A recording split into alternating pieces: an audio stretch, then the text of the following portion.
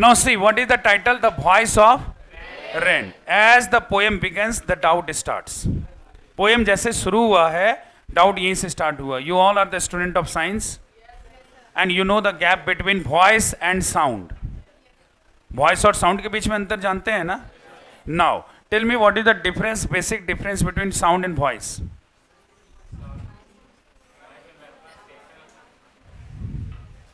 Voice special होता है, sound special नहीं होता है क्या?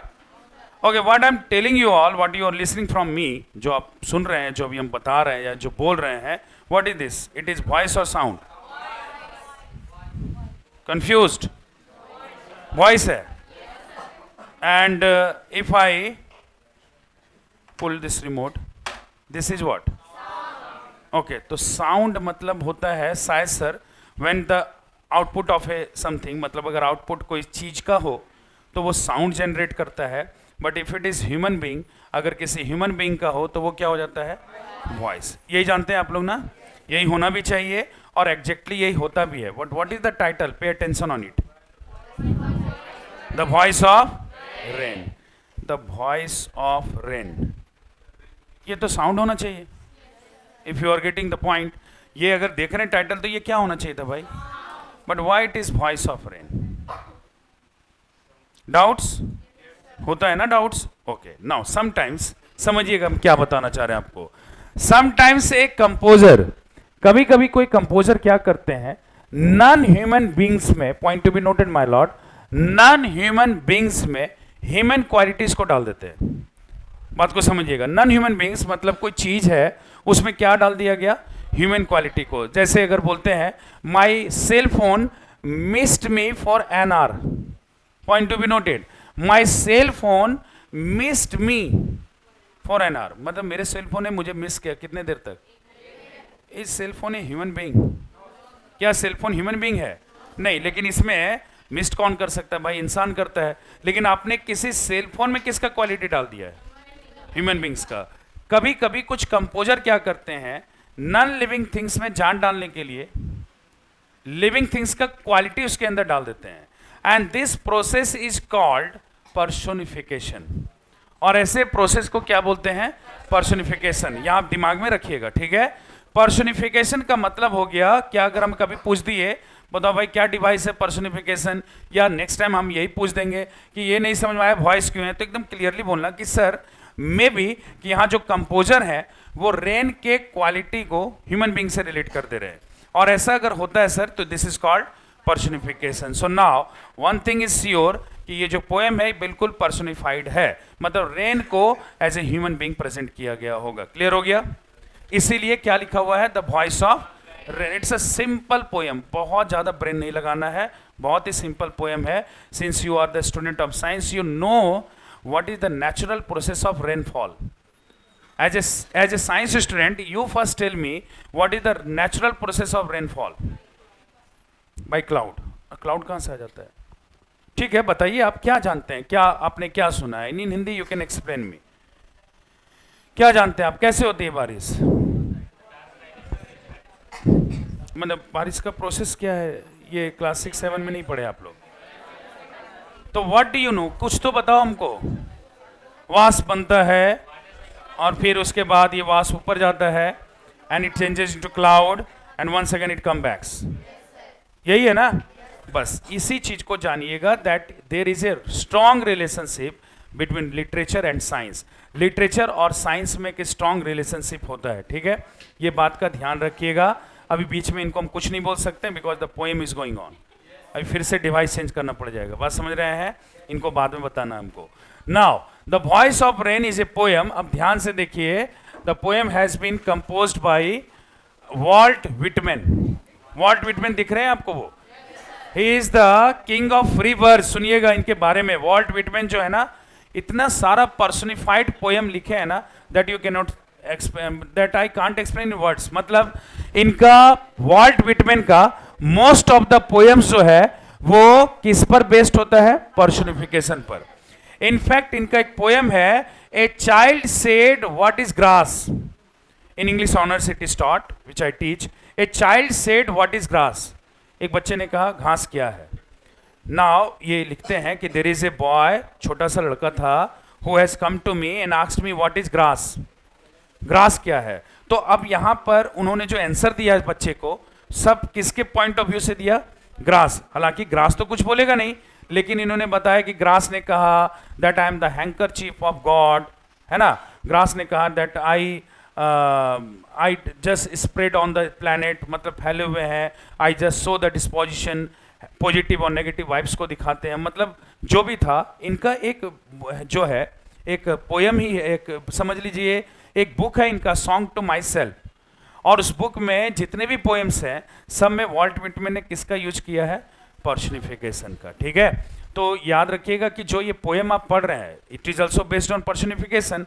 एंड आप इनके बारे में एक चीज देख लीजिए, the voice of rain, Walt Whitman, ये वॉल्ट होना चाहिए था, वॉल्ट विटमैन, वॉल्टर विटमैन है, was an American poet, ACS and journalist. ठीक है, ये तो समझ रहे हैं। एंड इनका मेन बेसिक चीज जानिएगा, Whitman is among the most influence poets in the American canon and often called the father of free verse. Sir free verse क्या होता है सर? जिस पोएम का ना कोई रिदम पैटर्न, कोई चीज का फॉलो नहीं है। आप जानते हैं ना, एक poem is based on lots of rhymes होता है, रिदम होता है उसका। लेकिन जिस पोएम में राइम और रिदम नहीं हो, आपको बताए थे ना, फ्री वर्स बोलते हैं इसको, जिसमें बोलते हैं रैप सॉन्ग। याद है, एग्जाम्पल दिया था आपको। तो ये फादर फ्री वर्स है, मतलब इनके पोएम में मत ढूंढना कि कोई रिदम नहीं है सर, कोई सुर नहीं है, कोई ताल नहीं है, नहीं मिलेगा, क्योंकि ये फ्री वर्स लिखने में माहिर थे। और ऐसे भी पर्सनिफिकेशन पोएम है। तो इसका मतलब है कि अगर पोएम को पर्सनिफाइड किया जा रहा है, अगर पोएम में रेन को एक ह्यूमन बींग्स की तरह ट्रीट किया जा रहा है, तो इसका मतलब है कि कुछ ना कुछ एक और ह्यूमन बींग्स होना चाहिए पोएम में, तभी तो पोएम और उसका बातचीत चलेगा। तो this is why it is called a conversational poem between the poet, it means I am the poet and I will talk today with the rainfall. और आज मेरी बातचीत किससे होने वाली है? And you won't be surprised, आपको surprise नहीं होना है। ऐसा मत सोचिएगा सर रेन ने कैसे जवाब दिया, ये बचकाना सवाल होगा। रेन ने कैसे जवाब दिया है, या रेन ने किस तरह से बात की हमसे, इसलिए क्योंकि सर यहाँ पर एक डिवाइस यूज है, पर्सनिफिकेशन। अंडरस्टूड? नाउ थोड़ा सा आगे बढ़ जाते हैं, टेक्सचुअल पे आते हैं कि टेक्स्ट इसका कहाँ पर है, देख लेते हैं। The voice of rain, yes, यहाँ पर टेक्स्ट है आपका पोएम का, है ना। क्या आर्ट है, कितना अच्छा बनाया गया है पीपीटी, है ना, कितना मेहनत होता है किसी का, और आप लोग बीच में आएंगे तो उन तो डिस्टर्ब हो जाते हैं ना वो। ठीक है, the voice of the rain, देख ही रहे हो ना, ये तो सॉफ्ट फॉलिंग सावर नहीं है, it is raining very heavily, है ना, बहुत ज़्यादा बारिश हो रही है ना। एंड हेवी रेन अगर होता है तो उसको क्या बोलते हैं हम लोग, बताए थे ना उस दिन जिस दिन रेन हो रहा था, cats and dogs. It is raining cats and dogs. ठीक है, नाउ यहाँ पर ये जो लाइन लिखा हुआ है, ये सारा टेक्स्ट आपका पोएम बुक में मिलेगा। ठीक है, देखिए फर्स्ट में लाइन क्या लिखा हुआ है, नाउ एंड हु आर्ट दो। सर हु आर्ट दो मतलब सर, हाँ कैसे हु आर यू हो गया ये,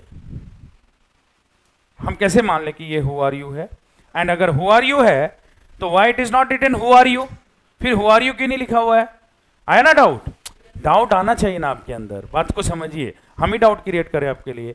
एंड हु आर्ट दो, समटाइम्स एक कंपोजर, कभी कभी ना कुछ कंपोजर क्या करते हैं, ओल्ड पैटर्न ऑफ लैंग्वेज का यूज करते हैं, दैट इज कॉल्ड आर्किज्म। इंग्लिश में उसको बोला जाता है आर्किज्म, जिसके किंग थे हमारे विलियम शेक्सपियर। पता नहीं 17-16 सेंचुरी के कुछ पोएट ऐसे थे जिनको पता नहीं अच्छा लगता था कि ऐसा लैंग्वेज रखो कि कोई समझे ही नहीं। बात समझ रहे हैं? ये एक्चुअली हु आर्ट दो है ना, ये हु आर यू लिखा हुआ है, लेकिन आर्ट एक अलग फॉर्म ऑफ लैंग्वेज। बात को समझिए, कभी कभी अलग पहचान बनाने के चक्कर में कुछ लोग क्या कर देते हैं कि पैटर्न को ही बदल देते हैं। तो ये जो लैंग्वेज आप देख रहे हैं, दो का मतलब यू होता है, ये लैंग्वेज को हम लोग कौन सा बात बोलेंगे, आर्किज्म कहेंगे। सर ये आर्किज्म है, एक्चुअली में ओल्ड लैंग्वेज है, जिसका न्यू मॉडर्न इंग्लिश में हम लोग क्या बोलेंगे, and who are you. Now guess this question, who has asked this question to whom? बताइए, आप जहां तक पोएम को अभी तक एब्जॉर्ब किए, ये बताइए कि ये क्वेश्चन किसने और किससे पूछा होगा? ह्यूमन बीइंग ने नहीं, आप हम ही को मान लीजिए। अभी वॉल्ट विटमैन अभी बोला था ना, पोएम को अच्छे से एब्जॉर्ब करने के लिए हम ही को वॉल्ट विटमैन मान लीजिए, that I asked this question to the rainfall. शायद ये क्वेश्चन मैंने किससे किया होगा, रेनफॉल से। What was my question? इतना रिपीट करो कि पोयम अगली बार याद रहे। अगर हम हु बोल रहे हैं तो आर यू अपने आप निकलना चाहिए आपके माउथ से। बस समझ रहे हैं? Who are you, this is the question which has been asked by me to the rainfall. और देखते हैं ना किससे पूछा गया है। लिखा हुआ है सेड आई, आई किसके लिए यूज हुआ है? आई फॉर द पोएट, ठीक है। Said I to the soft falling shower, मैंने ये क्वेश्चन किससे किया है? अंडरस्टूड, समझ रहे हो? मैंने ये क्वेश्चन किया है किससे? सॉफ्ट फॉलिंग सावर। सावर मतलब समझते हैं ना, हल्का झरने टाइप की बारिश हो रही है। विच, जो कि स्ट्रेंज टू टेल, स्ट्रेंज मतलब अद्भुत है ये बताने में आपको, कि गेव मी एन आंसर, किसने मुझे आंसर दिया। तो व्हाई इट इज स्ट्रेंज, ये अद्भुत क्यों है ये बताइए। Because there is A respond bye the rainfall, क्योंकि रिस्पॉन्ड किसके तरफ से आया? रेन के तरफ से। बात को समझिए ध्यान से, ठीक है। ये अद्भुत नहीं होना चाहिए। अद्भुत किसके लिए होगा? अगर रियली में कोई क्लास 11 के स्टूडेंट हैं जिसको डायरेक्टली बताना चालू कर दिया गया कि यहां पर मैंने रेनफॉल से पूछा who are you and said I to the soft falling shower which strange to tell give me an answer. जैसे ही कोई बच्चे ने ये नोटिस किया होगा कि give me an answer, how is it possible sir that rainfall can answer?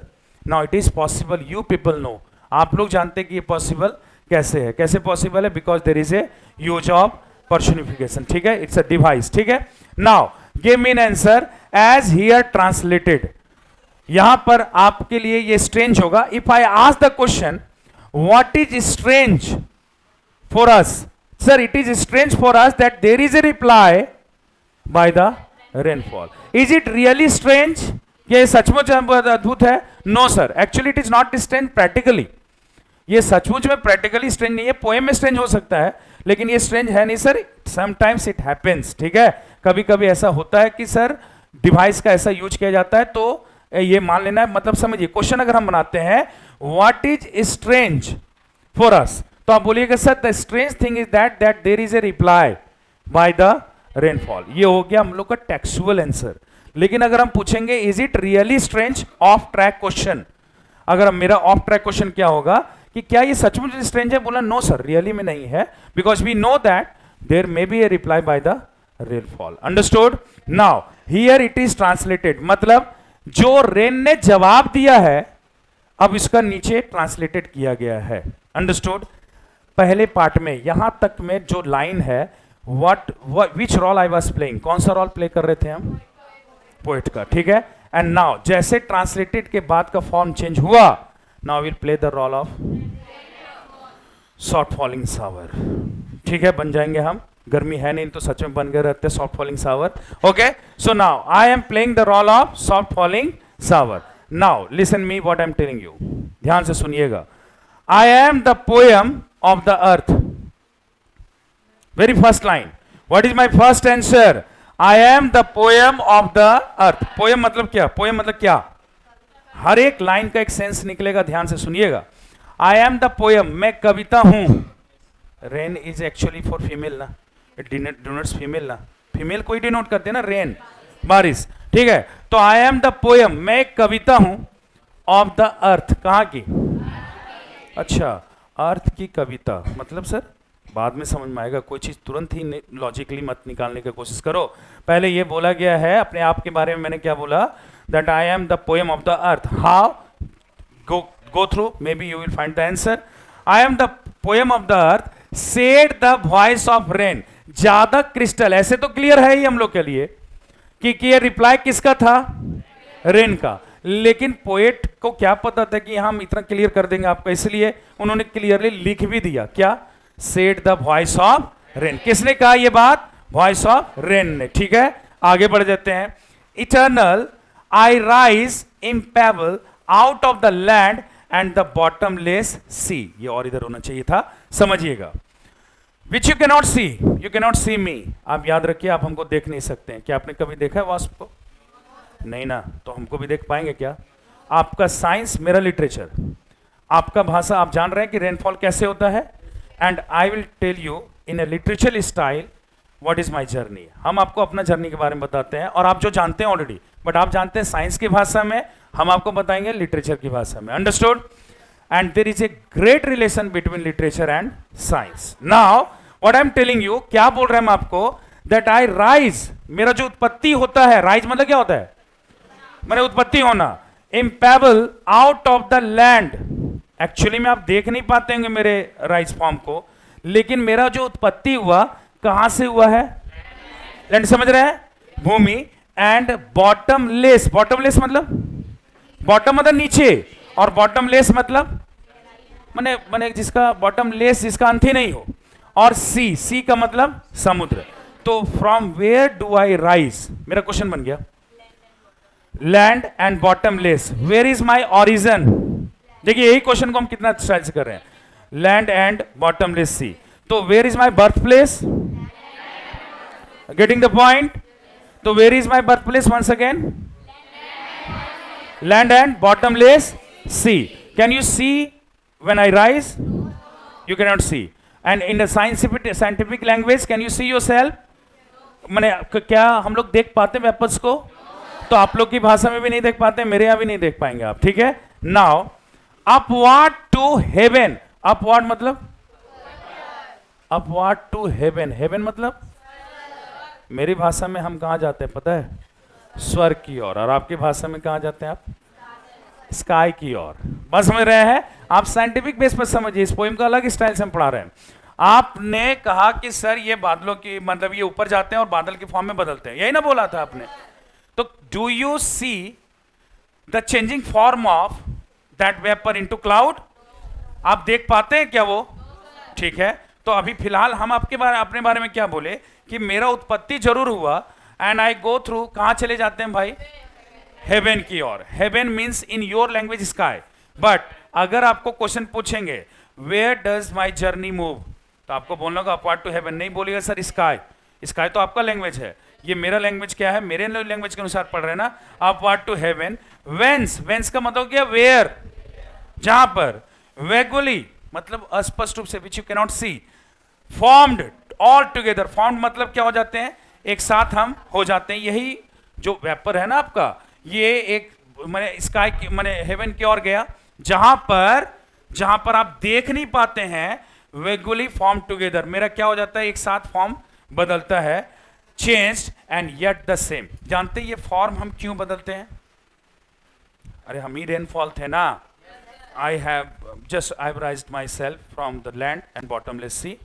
Okay, upward to heaven, कहां चले गए, एंड वेयर, जहां पर, that you people cannot see, आप लोग नहीं देख पाते हैं, altogether I change myself, वहां पर अपने आप को हम क्या करते हैं, बदल लेते हैं, येट टू द सेम। जानते हैं किस लिए बदलते हैं हम, जानते हैं किस लिए बदलते हैं, to go back to my origin, फिर से जाने के लिए, कहां पर, मतलब यहां से इसलिए गए थे ना कि वापस आना था, अपने ओरिजिन को कोई छोड़ता है क्या, तो हम कैसे छोड़ सकते हैं, इसीलिए I change myself to come back to the same, फिर से कहां पर आने के लिए, वापस उसी जगह पर जो मेरा बर्थ प्लेस था, ठीक है। नाउ नेक्स्ट लाइन देखिएगा, आई डिसेंड, डिसेंड का मतलब होता है कम डाउन, आई डिसेंड, मैं वापस आती हूं, मान लीजिएगा थोड़ी देर, आई डिसेंड टू लैब, लैब का मतलब होता है टू वॉश, वॉश मतलब धोना, ठीक है। I descend to lave the drought, droughts का मतलब सूखा समझते हैं, कॉमा, एटोमीज, एटोमीज का मतलब स्मॉल एटोमीज, कितना तो पढ़े होगे केमिस्ट्री में, सूक्ष्म कण नहीं समझते हैं, डस्ट लेयर, डस्ट लेयर मतलब बहुत अच्छा, ऑफ द ग्लोब, आप समझ रहे हैं ये language. Why do I come back, to wash sir, to wash the dust layer, atomies sir, to wash the drought, आपका इसलिए आप वापस आती हैं क्योंकि आपको क्या धोना है, सूखा को, आपको धोना है एटोमीज को, और आपको धोना है, understand, and all that in them, जो भी चीज है इसमें, विदाउट मी, मेरे बिना, वर सीड्स ओनली, क्या रह जाएंगे, if I do not come back what will happen, tell me the consequence if I do not come back, अगर वापस नहीं आया ना तो आपका जो स्वेटर है ना सारा वो पड़ा हुआ रह जाएगा, बात समझ रहे हैं। If I do not come back where will you celebrate the holy festival Chhath Puja कहाँ से सेलिब्रेट करोगे, कौन सा पानी में? Understand? If I do not come back the seeds will be seeds, what will you have, क्या खाओगे पहले ये सोचो। Because if I do not come back, अगर हम वापस नहीं आए, the seeds will be latent unborn, ये जो आपके सीड्स है ना वहीं दबे रह जाएंगे, कहां पर? जमीन पर, और अनबॉर्न हो जाएंगे। अनबॉर्न का मतलब सर जिसका जन्म ही नहीं होगा। So do you know my importance? So why do I come back? पहले tell me, why do I come back? Towards the drought, okay. And if I do not come back, consequence नीचे के line में है, and all that, अगर हम नहीं आए वापस, in all that without me were seeds only, वो सब क्या रह जाएंगे? बीज के बीज ही रह जाएंगे, latent and unborn. Latent and unborn, stanza ये कहां पे चला गया? ओके, लेटेंट एंड अनबॉर्न, देख रहे हैं क्या? लेटेंट अनबॉर्न, अनबॉर्न वर्ड आ रहा है आपको, ठीक है। एंड फॉरएवर, फॉरएवर मतलब बाय डे एंड नाइट, चाहे दिन हो या रात हो, I give back life to my own origin. अब समझे ये बात क्या बोल रहे हैं हम?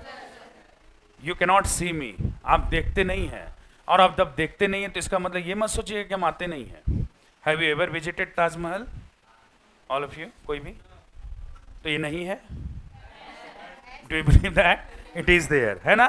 तो if you do not see, अगर आप देखते नहीं हैं तो इसका ये मतलब मत समझिएगा कि हम आते ही नहीं हैं। आई कम, और यही वजह से तो आप हैं यहाँ पर, ठीक है? फॉरएवर, हमेशा के लिए, डे हो या नाइट हो, आई गिव बैक लाइफ, मैं जीवन देते रहती हूं, टू माई ओन ओरिजिन, किसको? अपने ही ओरिजिन को। And where is my origin, you people know? Basically land है ना मेरा, बात समझ रहे हैं? तो वो लैंड को हम अपना क्या देते रहते हैं? ये सब तो आप लोग जमीन पर ही है ना, आप लोगों को लाइफ देते रहते हैं, पता नहीं चला, लेकिन आप लोग भी एक प्लांट के तरह हैं। Without water how long can you stay? रह लेंगे सर कुछ देर, कुछ देर क्या, कुछ और घंटे भी रह सकते हैं सर। इनफैक्ट सर अगर रोजा रमजान रहता तो फिर पूरे डे रह जाते हैं, लेकिन क्या 2 दिन रह लेंगे, 2 या 3 दिन? No, so you will miss me hardly, और ऐसा मिस करोगे फॉर एवर मिस कर जाओगे। अंडरस्टैंड? बातों को समझ रहे हैं? तो नाउ जस्ट बिलीव मी कि I give back my life to my own origin and make pure and beautified. और आप लोगों को मैंने जो हमारा ये है ओरिजिन है, उसको हमेशा क्या बनाते रहते हैं हम? Pure and beautify. और क्या बनाते हैं? कितना अच्छा लगता है ना, ग्रीनरी चारों तरफ। और आपका तो शहर भी ऐसा है, तो आपके शहर में तो सबसे ज्यादा जरूरत है मेरा। ये पोएम आप ही लोग के लिए स्पेशली बना है, बात समझ रहे हैं? तो I make them pure and always beautiful, ठीक है? नाउ ये जो लाइन्स है, ये देखिएगा इन्वर्टेड, ये आपको ब्रैकेट्स में लिखा हुआ है, this is the last line. यहां पर लिखा हुआ फॉर सॉन्ग, ध्यान से सुनिएगा। फॉर सॉन्ग, सॉन्ग मतलब पोएम से ऑफ ट्रैक समझिएगा इसको, ठीक है? Issuing from its birth place, एक गाना जब आप चालू करते हैं, मैंने शुरू से चालू होता है ना, शुरू किया, ठीक है? Issuing from its birth place, अपने बर्थ प्लेस से चालू होता है। आफ्टर फुलफिलमेंट, मतलब अपना जो भी रिक्वायरमेंट्स उसको फुलफिल करके, वेंडरिंग रैक्ड और अनरैक्ड, इसका मतलब क्या होता है सर? यहां पर होता है चाहे आप इसको पसंद करें या ना करें, डेली विथ लव रिटर्न्स, वापस कहां चला जाता है? मतलब एक सॉन्ग को आपने चालू किया, ठीक है? वेदर यू लिसन और not, weather you like it और नॉट, लेकिन ये अपना स्प्रिड होता है ना, और स्प्रिड होकर फिर से कहां जाता है? उसी पॉइंट पर जहां से इसको शुरू होना है। नाउ एग्जैक्टली ठीक वैसे ही the rainfall start from its birth place, rainfall कहां से स्टार्ट हुआ? अपने बर्थ प्लेस से। Now it changes its forms and come back to the same, और फिर से वापस कहां आ गया? वेदर यू सी इट और नॉट, भले ही आप इसको देखें या ना देखें, इट कम्स एंड फुलफिल्ड, आता है और चला जाता है, ठीक है? Now remember the first reply of the rainfall, when I asked the rainfall who are you, what was the first reply? बताइए फर्स्ट रिप्लाई क्या था उसका? कि फर्स्ट रिप्लाई क्या था? यही था ना? तो आई am the poem of the earth. And if you remember one thing, तो ये बताइए आप, पोएम को कभी क्या नाम दिया गया था मेरे द्वारा? कभी तो उसका हिंदी हो गया। पोएम को हम बताए होंगे, जब भी पोएम पढ़ाते हैं हम, तो आपको बार बार एक चीज बोलते हैं, 100 ऑन 8 मैंने 4 पोएम से तो 4 टाइम्स तो जरूर बोले आपको कि एक पोएम जो लिखता है वो क्या होता है, कंपोजर होता है, बोले थे आपको। और एक पोएम एक्चुअल में गीत ही होता है, और जो गाने वाले तो होते सिंगर होते हैं, आपको याद है ना। तो एक पोएम का मतलब क्या हो गया, सॉन्ग। समझिएगा, रिलेट करना, एक चीज को रिलेट करना। सॉन्ग के बारे में लास्ट में क्या बोला है पोएट ने, कि सॉन्ग जो है ना अपने बर्थ प्लेस से शुरू होता है और अपना फुलफिलमेंट करके वापस चला जाता है, वेदर यू लाइक इट और नॉट। अंडरस्टैंड। उसी तरह से आप पैरेललिटी को देखिएगा, किससे, पोएम या रेन से। रेन कहां से शुरू हुआ, making the journey and come back to the same, यात्रा करके फिर से वापस कहां चला गया, वहीं नीचे, वेदर यू सी और नॉट। ठीक है, मतलब दो में पैरेलल हो गया। यानी कि अगर देखा जाए तो पोएट ने एक कंपेयर किया है किसको, सॉन्ग को, किससे। ठीक है, समझ रहे हैं। And now notice the first reply of the rain. Rain के फर्स्ट रिप्लाई को नोटिस करो, क्या लिखा हुआ था, मैं भी एक गीत ही हूं, कहां की बात समझ रहे हैं। जैसे एक गीत होता है ना, उसी तरह मैं भी क्या हूं, एक गीत हूं। कैसे सर, क्योंकि एक गीत क्या करता है, इशू होता है, फिर वाले पसंद नहीं करते हैं, आप फिर वापस आता है। वैसे मैं भी एक गीत हूं, कहां की, पृथ्वी के। I start my journey from the land and I come back to the same, whether you like it और नॉट। अंडरस्टैंड। अब इसको देखिएगा, बिल्कुल ही इजीली समझ में आएगा। ठीक है, स्टेंजा को देखिए क्या लिखा हुआ है, स्टेंजा 1 है ना, ये ओरिजिनल टेक्स्ट बुक का है। एंड हु आर डो, मतलब समझ रहे हैं, who are you, said I to the soft falling shower. आप समझाइए हमको, हम नहीं समझाएंगे आपको। Said I to the soft falling shower, मैंने किससे कहा, no, if you have understood tell me in one voice, okay. Which is strange to tell, मतलब which is strange to tell मतलब क्या हुआ, ये अद्भुत है बताने में। गेव मी एन आंसर, क्या मुझे क्या मिला है, एक आंसर मिला है। एज हियर ट्रांसलेटेड, जो यहां पर मैंने ट्रांसलेट किया है, किसने ट्रांसलेट किया इसको, okay. And what is the first reply, I am the poem of earth. मैं कौन हूं, पोएम हूं अर्थ की। और ये क्यों है, समझ में आया। ठीक है, if I ask you why it is the first reply, people ask what is the first reply, but I want to ask why is it the first reply. What is the first reply? It is very easy to answer that. The first reply of the I am the poem of the earth, which is already written, जो कि आपका पहले से लिखा हुआ है। लेकिन if somebody asks you, go deep through थोड़ा गोता लगा दो, और अगर किसी ने आपसे पूछा why it is the reply that I am the poem of the earth, क्यों रिप्लाई है ये वाला, बताइए। Because sir ultimately we see that, अंत में हम लोग ये देख रहे थे सर कि poem has compared, the rain has been compared to the song sir. तो सॉन्ग से कंपेयर किया गया था, इसलिए यहां पर उसने क्या कहा अपने आप को कि मैं कविता हूं, कहां की, पृथ्वी की। ठीक है, said the voice of rain, किसने कहा था ये बात। एंड यहां पर वर्ड मीनिंग्स आपका कुछ मिल गया है बहुत अच्छे से। दो का मतलब क्या हो गया, सॉफ्ट फॉलिंग का, देख रहे हैं ना, सावर का मतलब, अंडरस्टूड, समझ रहे हैं आप लोग। नाउ नेक्स्ट वन, एक्सप्लेनेशन भी देख लीजिए, जरूरत तो है नहीं लेकिन फिर भी देखिए। The poem begins with the poet asking for the identity of the soft falling rain shower. Identity का मतलब पहचान। Much of the surprise of the poet the rain replies, surprise था पोएट के लिए, लेकिन क्या था, रेन का रिप्लाइज था टू हिज क्वेश्चन, उसके क्वेश्चन के लिए। Which the poet translate for the readers, जिसको पोएट ने ट्रांसलेट किया किसके लिए, ठीक है। The rain in its own voice tells the poet that she is the poem of the earth. बस समझ रहे हैं। The rain is trying to say that as music, point to be noted my lord, देखिएगा ध्यान से, as music और poetry gives pleasure to human beings, the rain gives happiness to mother earth. Understood. इसीलिए उन्होंने क्या कहा कि ये पोएम ऑफ द अर्थ है। ठीक है, नेक्स्ट वन, स्टेंजा 2 पर आइए। Eternal I rise impalpable out of the land and the bottomless sea. ठीक है, अपवार्ड टू हेवन, मेरी यात्रा कहां की ओर जाती है, हेवन की ओर।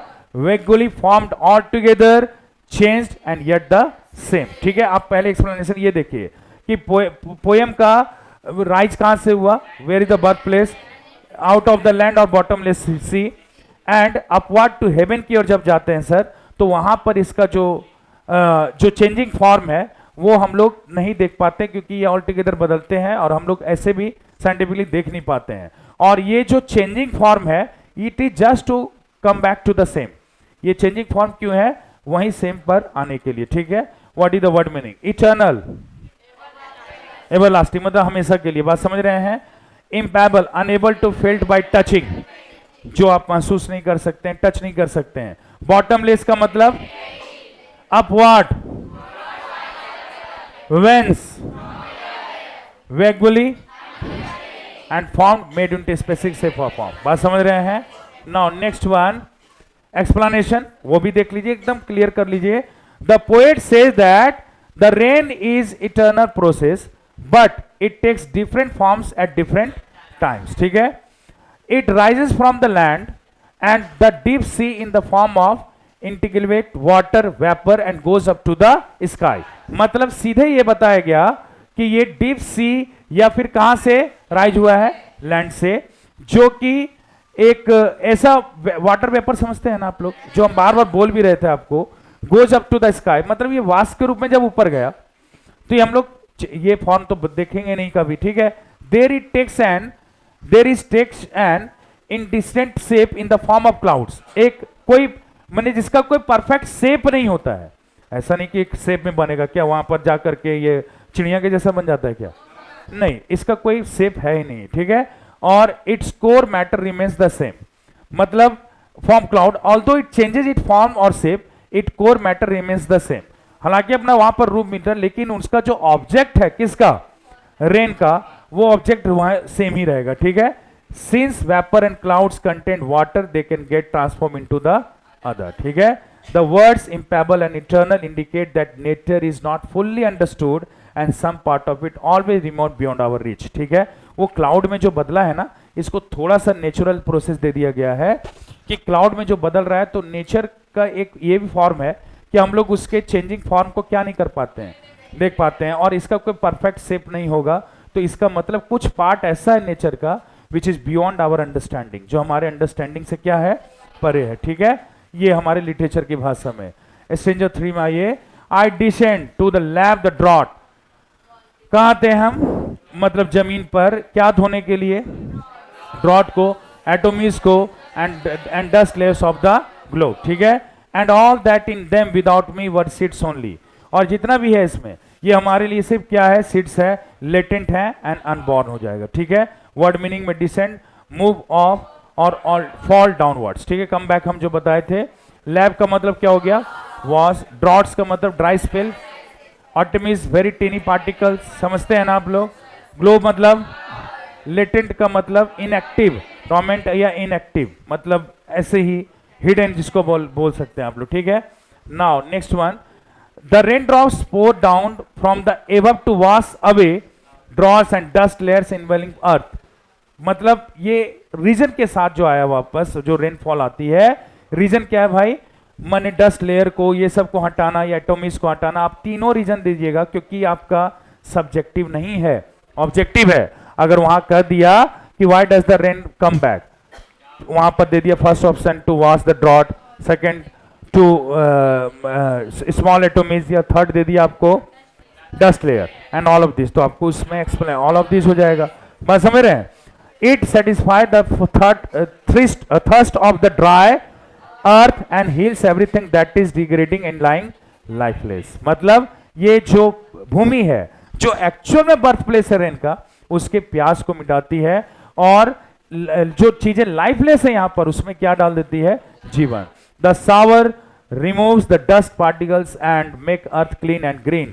The rain also helps in germination of seeds which were lying dormant due to dry spell. जो ऐसे ही पड़ा हुआ था, उस सीड्स को इसने क्या दिया है, एक नई जान देती है, कौन, रेनफॉल, ठीक है। The next one and the last one, and forever by day and night I give back life to my own origin and make pure and beautify it, ठीक है। For song issuing from it the birth place after fulfilment, wandering rigged or unrigged, duly with love details. देखिए word meaning में origin का मतलब source हो गया, beautify and issuing fulfilment, समझ रहे थे, हम हाथ से इशारा कर रहे थे ना आपके लिए। Okay, wandering moving from one place to another, care about wrecked हो गया, और अनकेयर्ड अनकेयर्ड अबाउट, ठीक है। डली मतलब प्रॉपरली और राइटली, ठीक है। मतलब यहां पर यह बताया गया है कि जो रेनफॉल है वो अपना काम बहुत ही प्योरिटी के साथ करती है। मतलब ये डे नाइट फॉरएवर, मतलब कोई पर्टिकुलर इसका समय नहीं है, जब हो गया तब। और इनफैक्ट हमारे नेशन में ही कहीं ना कहीं तो बारिश हो ही रही होगी, तो उसी तरह से रेन का अपना काम चलते रहता है। और ये हमेशा इसलिए भी चलता है क्योंकि इसको क्या देना है, लाइफ देना है, किसको, अपने ही ओरिजिन को, इसको प्योर और ब्यूटीफुल बनाना, ठीक है। जैसे एक सॉन्ग होता है ना, अपने बर्थ प्लेस से उठता है और अपने टारगेट को पूरा करता है, इधर उधर मूव करके, भले ही इसका केयर करे लोग या ना करे। और एग्जैक्टली ठीक वैसे ही कौन सॉन्ग, ये रेनफॉल भी अपना बॉटमलेस सी या फिर लैंड से उनका उत्पत्ति हुआ, अपना साइकिल पूरा करके ये वापस कहां आती है। भले आप इसको देखें या ना देखें, एक्सप्लेनेशन को देखेंगे तो क्लियर हो जाएगा। The rain is involved in A continuous process of giving life on earth by providing water and ornament seeds and making the earth more beautiful and full of greenery, ठीक है।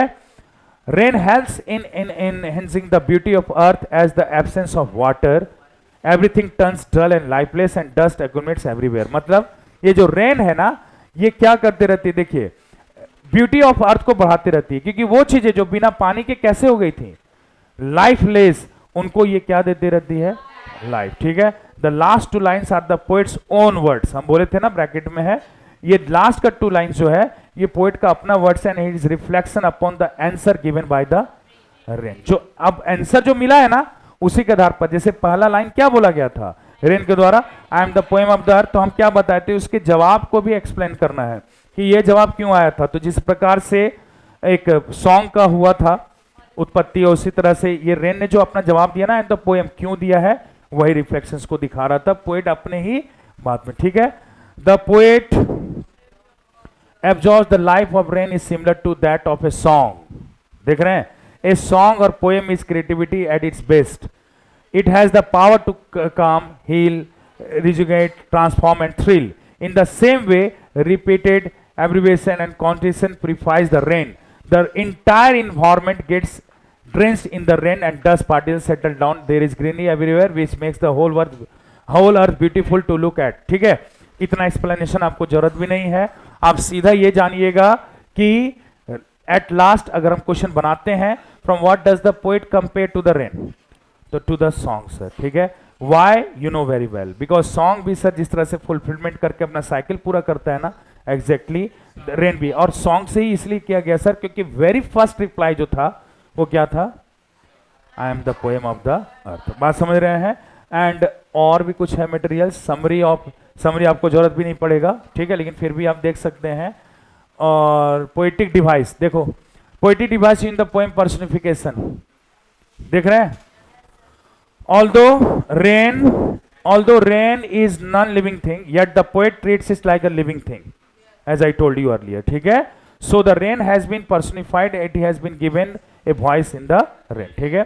We see the metaphor कहाँ था, मतलब कहाँ पर comparatively लिया गया, I am the poem of the earth, two dissimilar things, poem और earth, I am the poem of the earth, दो dissimilar things को compare किया गया, तो इसीलिए metaphor है। हाइपर बोले इन द बॉटमलेस है, बढ़ा चढ़ा के बोलना, सी तो ऐसे भी एंडलेस है भाई, उसको भी क्या बना दिया गया, बॉटमलेस। इमेजिनरी तो पूरा पोएम में तो सॉफ्ट फॉलिंग शावर क्या दिया हमको, सीनरी दिखा रहा था। अगर हम ये तो पोएटिक डिवाइस है आपका, ठीक है, जिसमें मेन आपको जानना है क्या, पर्सनिफिकेशन, ठीक है। कंपेरेटिवली रहेगा, अगर कंपेयर किया जा रहा है ना, एज और लाइक करके कंपेयर किया जा रहा है तो सिमिली बोल दीजिएगा, और बिना एज लाइक का अगर कंपेयर किया जा रहा है तो मेटाफॉर, समझ रहे हैं। अगर हम लाइन बोलेंगे तो आप लोग आगे का लाइन बोल सकते हैं मेरे साथ पोएम में, हमको तो याद था इसलिए हम बोलते चले जा रहे थे, तो हम पोएम बोले, एंड हु आर, या आप बोलिएगा या आप ही बोलिएगा, जहां हम छोड़ेंगे वहां आप बोलिएगा। Said I to the soft falling shower, strange to tell that there is a reply, here it is translated, ठीक है। अंडरस्टूड? समझ रहे हैं बातों को? बहुत अच्छा। Here it is translated. What was the first line? Eternal I morning, I am the poem, अर्थ बोल चुके हो तुम लोग। Eternal I rise, I rise, land and upward to where vaguely I changed altogether to come back to the same. I descend to lab, क्या ढोने के लिए? Draught, atomies, dust layer, and without me, मेरे बिना, the seeds will be unborn and lated. ठीक है? And I purify and beautiful. I purify and beautify to my own origin. अपने origin को beautify भी करते हैं और purify भी करते हैं. At last the rain has been compared. Song starts from birthplace and after fulfillment come back to the same. Exactly, the rain starts from its birthplace and come back to the understood? समझ रहे हैं आप लोग? And you very best of luck for your examination because there is examination of the voice of the rain also. इसलिए poem को हम बता दिए, 2 क्वेश्चन इससे भी हो सकते हैं आपके होंगे। And wishing you all a very happy Navratri to all of you. May goddess Durga bring a lot of happiness to you and your family. आप लोग बहुत अच्छे से मनाइए क्या नवरात्रि। हम ये प्रे करेंगे कि आप बहुत फिट एंड फाइन रहें, माँ दुर्गा आप लोग की सारी मनोकामनाएं पूरा कर दें। हमको भी विश करो ना भाई।